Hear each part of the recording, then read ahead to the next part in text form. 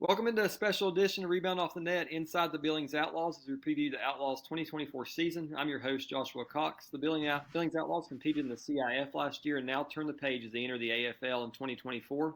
They'll play in the West Division that includes the Rapid City Marshals, Washington Wolfpack, and Oregon Black Bears. The Outlaws are our favorites to win the West Division. They'll be led by head coach.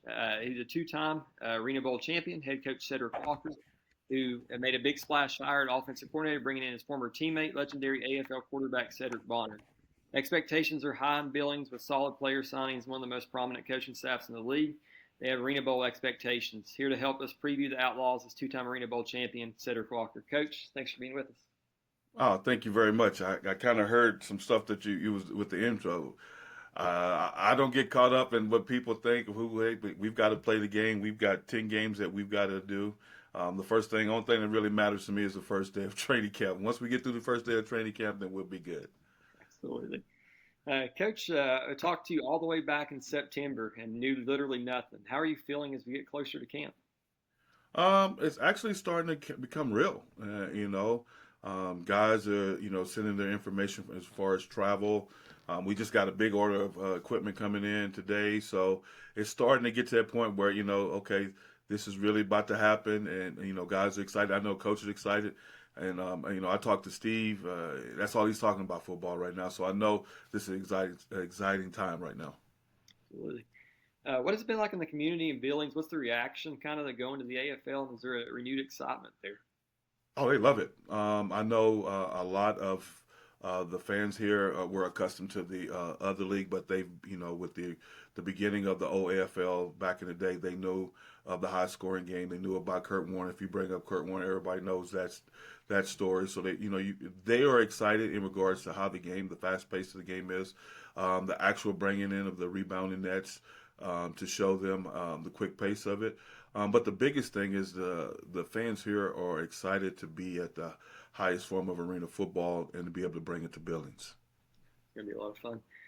Coach, if you would, introduce us to your coaching staff. You got an AFL legend on your coaching staff that a lot of Oh people yeah, Coach Cedric Bonner, who I won a championship with in '97. We've been trying to get this together for almost 10 years now. He's a great man, great father. He knows this game. I think he's an all-time winning quarterback in this league. We also have Coach Preston Roberts, who will be our wide receiver special teams coach. We will also have Coach Mania Smith, who will be our offensive line coach. And then we also have a roll tide, Chris Turner, who is a former old outlaw himself. He will be my D-line coach, and Coach Baker will be my fullback linebacker coach. And then I have Coach Andrew Johnson, who will be my analytics coach. And the reason why I say analytics, because he's probably the smartest thing in the room, so he understands things a lot different than I do. So it's okay to have a coach that knows a lot. Yeah, analytics is really important in the day-to-day. Yeah, you get caught up with it, but he's big on that, so that's his strong point. I'm kind of the old school, so I'm still learning these things, but we sat down and watched a lot of film, and he's broke down some stuff that really makes a lot of sense, so I'm willing to try it out. Take us into what a game a week looks like as you prepare for a game. How do you lead your coaching staff and prepare for a game? Well, the main thing is that we'll watch film. We'll watch film probably a couple of times, and then we'll kind of get a preliminary game plan was what we want to see, offensive and defensive and special teams. Then what we end up doing now with this being a Ironman league, that we would do a lot of making sure that these kids are hearing the exact same thing, both offensive and defensive. So we'll have a lot of meetings together. After we get through with the meetings, then we'll go through our practice. Well, we have our early outs, all that, and then we have a big walkthrough on both sides, and then we'll have an offensive day, a defensive day, and a red zone day of practice, so the guys can understand what's happening to them, and then we'll have a hat day where we go through and we polish up everything, make sure guys know the rotation, also making sure that the guys know who they're, if there's any type of subs or anything, we go through the subs, and then we play a game. The biggest thing is to make sure that these kids, and I keep calling them kids, but I know they're grown men, but these kids understand the nuances of the game and also understand what can happen to them, what can't happen to them, because if we're doing film study right and we're teaching them, they should understand everything. Give us your thoughts, Coach, on the makeup of the league and how it's shaped out. And do you have any thoughts on that? In the beginning, I was like, with the teams coming in, I was like, okay, then, and then to get Orlando, to get Philly back, then we got Nashville. All those teams were the teams back when I played, so that was a great thing. And then to get Louisiana in, and then get the type of owners that we have was huge. But to me, I think the biggest thing about this league that nobody's really talking to is that you have two of the first young ladies who are owners. Miss Hutton, that's owner of the Myth, and then Miss Nancy over at Nashville. I think that's huge in regards that the league is allowing that, and not saying allowing it, but it's part of it to allow this league to grow because these young ladies know what they're doing. They have a vision for their team. Also, to be able to know that we have a lot of, Kenyon Thibodeau, who is the owner of the Salem team, to bring in NFL guys. And then there's a couple of more names that I can't say that will come out, but I think Mr. Hutton, Mr. Gaines, and Mr. Matt have done an excellent job in getting the type of owners here that have a vision. We understand that everything is not going to be peaches and cream, but they have a vision in regards to where they want to get to. Let's look at your division in particular. It's made up of the Washington Wolfpack, Oregon Black Bears, Rapid City Marshals. How do you see your fit in the division, and what's your thoughts on the team that's been put together in the division? I mean, as a coach, I've watched all the transactions, kind of see where they're at. I think Rapid City with Coach King. Coach King has played this game, so he understands the AFL. He went undefeated. I know in the old AF2 days with the Quad City Steamwheelers, and he played arena ball, so he understands the game. So I know he's going to have a great team. Coach Wells, who I just got off the phone with, I know he's been in this league, so I know in his passion, talking to him is going to be Washington's going to be a great team. Now I'm going to tell my age because Coach Jones in Salem, I used to coach him back in the Deuce days when we were in Everett. And I know the passion that he has for it, and I know that the type of guys, I know the state of Oregon has a lot of talent, so I know he's going to have some talent on his team. Everybody keeps talking about, their previews of what everybody expects. All that being said, we still got to go out there and we got to play. Our guys understand in order for us to do what we need, we can only take care of what we can do in this building. We do have a standard here, and I know everybody's going to laugh when I say it, but the standard is the standard here. Mike Tomlin said it best. The only people that we can worry about is the people in this building, and then if we do what we're supposed to do, we'll be in a good spot. We'll get to specific players here in just a minute, but tell us a little bit about Mm-hmm. the process of what it's been like putting the roster together and kind of from your move from the CIF to the AFL leveling up. I'm more familiar with the AFL. The CIF was more of outdoors, indoors. 'Cause you got the jet sweep and all that. You got guys. I mean, you're playing a Tampa 2, and you got all this with the short field. Because now you got the walls, so it was more of the side by side. Now you're gonna get north and south instead of east and west in regards to motion. I am a big fan of both, but for fans who are really interested in watching points scored, the AFL is the best because they're going to throw the ball 90-95% of the time. That you get a lot of one-on-one blocking. There'll be some different things. But the best thing is being able, when you put the team together, to answer your question, is to project. You got some young men that were former offensive guys who play defense. You got some guys who are defense who play offense. So you have to project where you think they can fit. And then that's how you put your team together. And then you have these conversations with them. And I used to tell the guys, when's the last time you played offense? Most of them say, hey, coach, I didn't play it since high school, but you played it. So basically it's just muscle memory. And that's where having the coaches, if you can look at as a coaches, as I mentioned earlier, that we have an offensive line coach and a defensive line coach. So now all these coaches are just focusing is on their craft so we can help these young men out. And then we have Coach Roberts, who is doing the receivers, and then I will be doing the DBs. So now we'll do a lot of work together in regards to making sure that if this kid This kid might be really good on offense, but he might be, suspect on defense. But he can help us. How would that fit us in our rotation, and vice versa?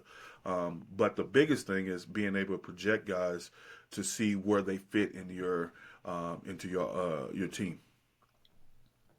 As your roster stands right now, what do you think is your biggest strengths, and what are some areas you need to see some growth in on the roster? As far as the team, biggest strength is I like our quarterbacks. I like our quarterbacks and our skills. I think our skills are probably be the best, if not one of the top three best in the league. A lot of people don't know of them because they're all young, but the main thing is that they're all hungry. They understand this is an opportunity for them to get film, opportunity to help us win a championship. And it's like I tell everybody, if we're winning, then you're gonna get teams looking to see why the Billings Outlaws are winning. Oh, that's why this young man here can do this. And then another thing that I try to tell a lot of these coaches and a lot of these players is don't close your mind to just being an offensive lineman or a defensive lineman. And I said it's best. Troy Brown, who played with the New England Patriots back in the day, played both sides of the ball. So you have to look at it. If you all it takes is one coach to look at you and say, hey, you know what, that's two people. Now you have you can get into camp. Now once you get into camp, that's going to be on you. But to be able to know that you can be two people instead of just being one person, because that helps your value going forward. You're obviously going to have to end up cutting some players to get down to 24 total and then 21 on the active roster. What might make the difference between somebody that makes the team versus someone that gets cut? Well, that kind of goes back to our original conversation off air. The biggest thing is once we put the team together, our owner Steve Titus has put together a Zoom call. So we Zoom call with the players. We're going over everything. We're keeping everything at our base. So when we meet for the first time, kids should know the base is offense and the base defense and the base special teams. So these young men, and we have this conversation with him, and he's had this conversation with him as well in Zoom calls, is that the more that you can know and the more that you can get going before camp, the better it is. Because realistically speaking, we only have 18 days, and out of those 18 days, you got two. You got your headshots and you got the physicals and then you got your conditioning tests. So basically, it's guys that can attention to detail, that understands both sides, because we got talent. But talent only gonna go so far. We need guys that understand their role and play their role to the best of their ability. So with him creating these Zoom calls and guys understanding and asking these questions, it's making us a lot better, preparing us before camp gets started. Let's start diving into the roster now. We'll start on offense with the quarterback position. You recently signed arena vet Danny Southwick, and you also had CFL quarterback Isaac Harker. Tell us a little about these guys and how the quarterback position is shaping out and your expectations there. I think right now, both Isaac and Danny are doing a great job in running the meetings. They are allowing these young men to, as we go through plays that Coach Barner is calling, they're showing them what their reads are, what's going on, what the receivers should be doing. They got a great grasp of the offense already, and we haven't took a snap yet. That's huge. Now, Danny was with me in San Jose, and Danny is the best. And when I say the consummate pro, he's the best. He has great character. There is no problem with him, and he is. And the thing is that there's no ego with him. He just wants to play ball. And the one thing about it is when the coaches leave, he has guys, and he's still helping these guys get better, because once again, we're young. We're going to be a young team. Other than realistically, Danny, everybody else hasn't played arena football. So you think about that. Isaac has played in Canada, but it's a bigger field. But see, now Danny knows the angles. He knows what the field side corners doing this, what's expecting. So he's helping these young men with the fast track of understanding the game. Would you be open to playing two quarterbacks, or will one person win the job right out? Here's my thing. When we sit as coaches, whoever gives us the best, because the one thing about this roster, there is no returning starters. There is no guys penciled in. This is going to be 33 guys fighting for 24 spots. And whoever's the best, yes. The good thing is, and not saying in a bad way, is that we saw what happened with Rodgers. You got to make sure that you have a quality backup. So those two guys are going to push each other. So we know coming out that we're going to have a great quarterback and we're probably have a great backup. But the one thing is that we're going to allow the competition to figure out who's going to be our leader. Because realistically speaking, they're both leaders. But the one thing that we need is to make sure that whoever comes out of that, the guy behind him is also going to be his biggest fan in order for us to win a championship. So very much needed. The AFL game is pretty pass heavy. What are some guys Mm-hmm. that may get some carries in the backfield at the fullback position? Yes, I mean the one thing is that we had a young man, and I'm like I said, I'm telling my age. We had a guy, Bob McMillan, Bo Kelly, back when I played, Brian Easter, and we led the league in rushing. We led the league in rushing, and we led the league in passing. And the thing about it is, and that's one reason of going to get Coach Bonner is because he understands the game. He understands what when teams are allowing us to do. The big thing is that with it being pass heavy. If we got a team that's got a guard, I mean a defensive end that can't get up the field, that likes to get hooked, I mean that's football 101. We're gonna run the ball at him and get him out of there. Cause eventually, they got to make a decision what they want to do with that. So I mean, you still can use the run game. I've seen Derrick Ross. Derrick Ross went for 100 yards in an AFL game.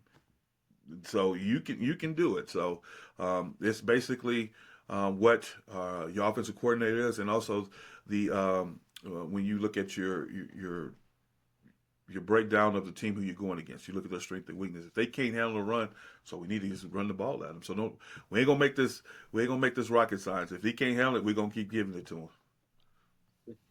Let's move on to the receiving core. I know you have Don Brown, Jaden Manley, Omar Hemphill, Toledo, among others. What are you looking for, or what are you looking for in these guys, and what are some of your big play guys that we might see?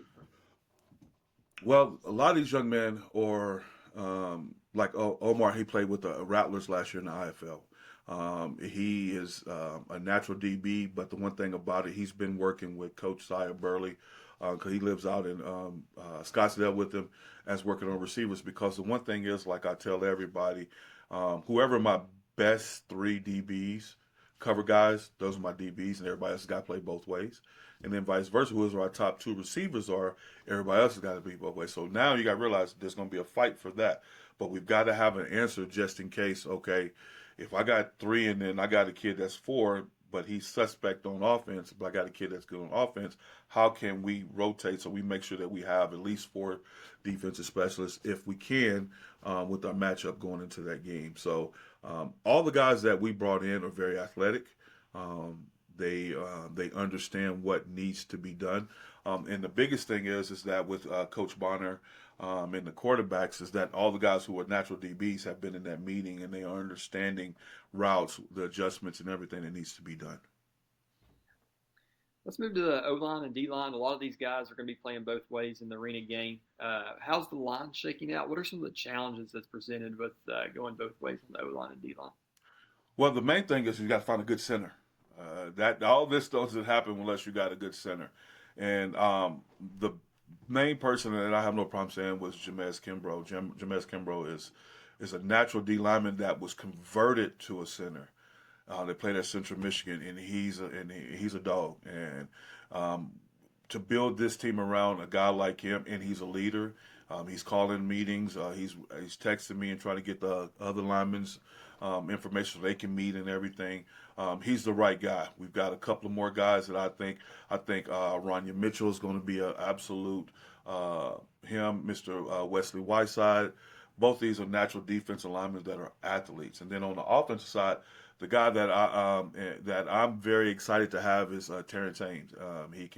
He's a natural old lineman, but he's got some D in him. He can go, and the one thing is he wants to get better on defense. You know, he's talked to Coach Turner, and, how can he help him? Coach Turner sent some stuff to him to help him out. So these guys want to get better. It's not to the point where we're trying to pull teeth. These guys are calling. The coaches are coming back to me and let me know they had these meetings with them. So the best thing about this is that we have guys that are excited to play both ways, and they're excited to come to Billings because the main thing to get a lot of these guys to come here is Yellowstone. Everybody wants to go see what Yellowstone's filmed. So just thought I'd throw that out there. Absolutely. Let's move on to the position you're very familiar with, the defensive back position. Tell us a Yep. little about the defensive backfield, how that's shaping now, and I know some of these guys on the receiving corps is going to be on the defensive backfield too, playing both ways. To me, um, and we heard this, everybody who's been associated with the Arizona Rattlers, San Jose Sabercats, it's pressure pick, cover sacks. So the one thing is, if we get pressure, then we gonna get picks. Now, if I got to find three guys that can cover, and all the film that I've seen have been guys who played, true man. Where we will play some zone, but we'll be a primary man team because the one thing is, it's easy for me to make a phone call and show, hey, I got a guy that can cover the motion, guy that can do that. Because if you can do that on the short field, the bigger field is going to be a lot slower because it's a more space. But the DBs that we brought in, um, Taheem, big kid that can run. We got Eric and Derek Brown, the brothers. Jaden can play. I mean, and the thing is, all these young men are athletes. And when I say athletes, it's not to the point where it's going to be, well, I don't know about him.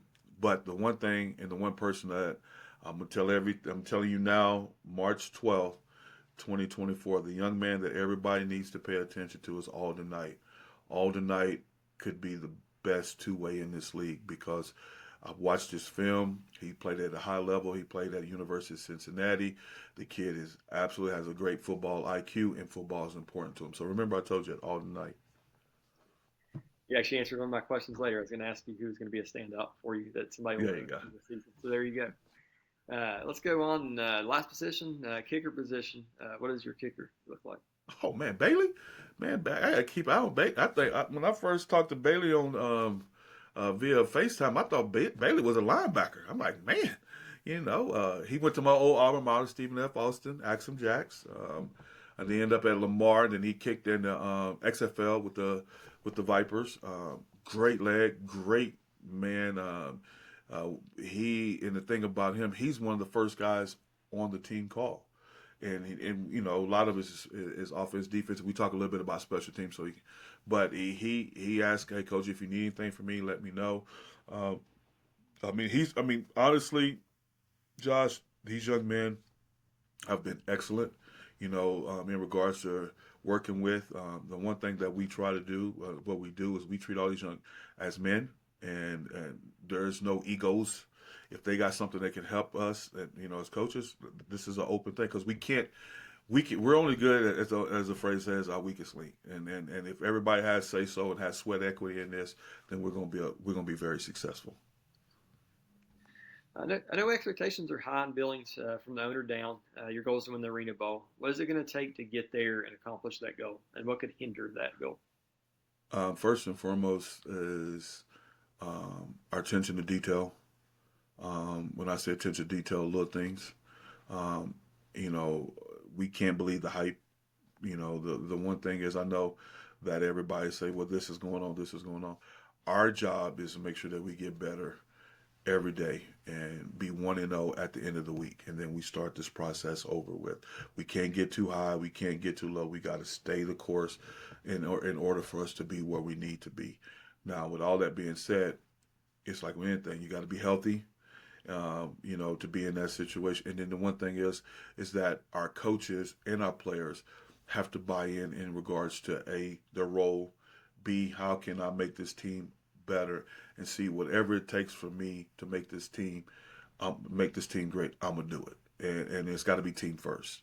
We're not to the point, and that's one reason why we didn't go get a lot of veterans in regards to that, because we didn't want to hear, well, we did this here.